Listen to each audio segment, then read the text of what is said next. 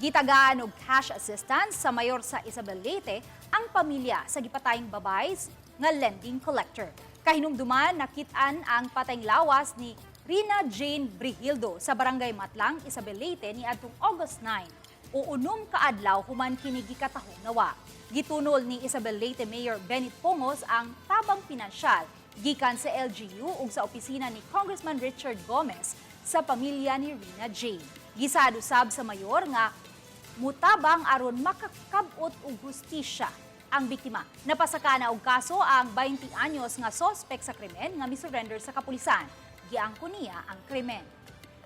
Gawa sa ato gipaniguro nga ang ato mga kapulisan ug ang piskalya magtinabangay gyud para matagaan kasulbaran ang maong kaso nga patagaan og hustisya ang pamilya ni Rina Jane.